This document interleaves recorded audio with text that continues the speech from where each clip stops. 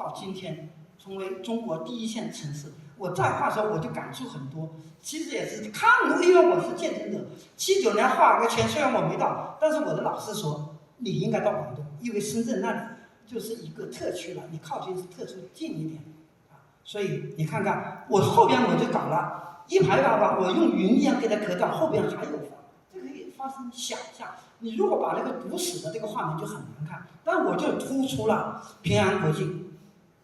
所以我们说看一个城市，首先看它的天际线有没有变化，即便这个楼也要有节奏的变化。啊，底下改革开放纪念馆大家应该知道吧？就这个，啊，对，这也是深圳的一个新地标。好，再看这个是必须绕不过去的，这些叫我一定要画。我开始没做出功课，他说他没跟我讲，他说你画个莲花山，广州有个莲花山吧，我就画。他说不是广州深圳，我说你都没标，他也没标位置，他说你画里面要出现一个莲花山。那么我第一想，我广州莲花山去的多，这个莲花山是90年代初去过1、2次，以后再没去。现在城市高楼大厦，我已经找不到莲花山在哪。当年来深圳，觉得那个山很容易找，没有什么房嘛，那个莲花山就一目了然。今天我已经找不到我当年看莲花山的位置在哪，但是我画这个画我就要做研究，必须画总设计师的那个图像，所以我们画了一帮少年在那里啊，那个献花呀、敬礼呀。我们这个画不说了，大湾区所有的画家都有参与。深圳的美协主席叫陈香波，当时画图叫他来。他一来了，他看了，他说的，因为他低我2届，他的师兄啊，什么都很好，我还是要提个意见。他站在他馆长的角度，我的关山月美术馆是国家一级美术馆，你为什么不画？我说马，他说江，我说江哪？他说就在莲花山下。我说你给我2张照片，他给的是雅士，我马上画。他说的你非常像，因为他给我的是雅士的，我要想象我在无人机。他说后面有个公园，公园还有3个佛雕，你回去看。我就把它画了，他说哇，那个你都画出来了，因为我在查资料，这个就是他的说的国家一级美术馆，所以我说有可能图书馆是可以画进去的，因为你们会看得特别亲切。好，这个就是我说的深圳的那个春茧体育馆，还有春省大楼，是吧？这一些是不是属于叫华侨城的一些地标啊？你看我们画深圳，我们还是要画有湖、有绿草坪，而且画得很舒坦，是吧？要显得很开阔，有点还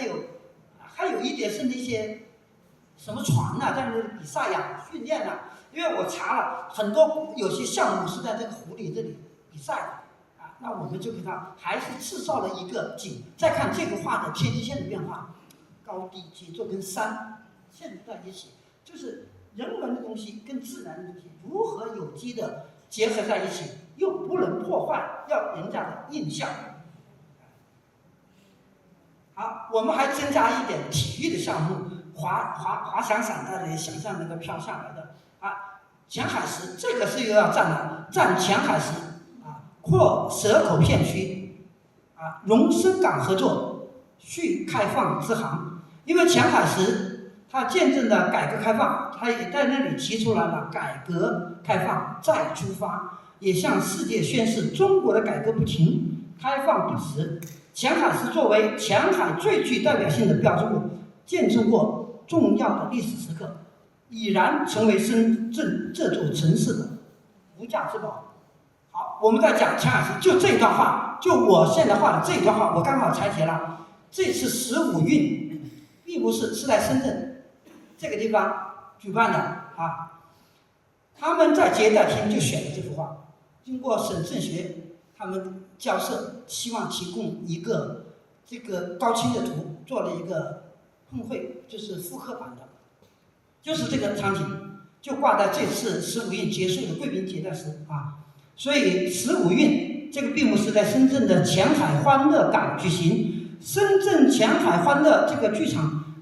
的闭幕式，它把深圳骨子里的速度与创新，把体育的赛事和城市的生活汇成了一个画卷。我这是去年画的，我当时哪里知道15运要在这里开个闭幕，不知道，纯粹是凭着对那个深圳的地图啊和一些，因为我主要想抓春，这个有2个春的大厦，一个是春节，我觉得因为深圳我们就想着春天嘛，那个歌你总会想起那个画面感。我是因为这个原因我才画这里，并不知道它是有这个啊。当然这个前海石是要求要画的，所以我们这里面刚好也出现了科技与街道透着烟火气，山海之间举办了全球首个城市全景式的闭幕式，它没有封闭的体育场馆，没有固定的舞台的边界，而取的是以海天为幕，以城市的天际线为景的开放式的一个闭幕那个晚会。好，我们在讲我这个画里面放你们看到有3个雕塑，刚好就是3个城市的地标。我画完了以后，我再一查，这个作者竟然是同一个人，那就是广州美院的潘鹤教授。最早海之广场那个教授是尹昌济，但是后来是文革什么时候就给他砸掉了。我们叫改革开放以后，80年我就下去看了潘鹤跟梁明婷，我们的后来的院长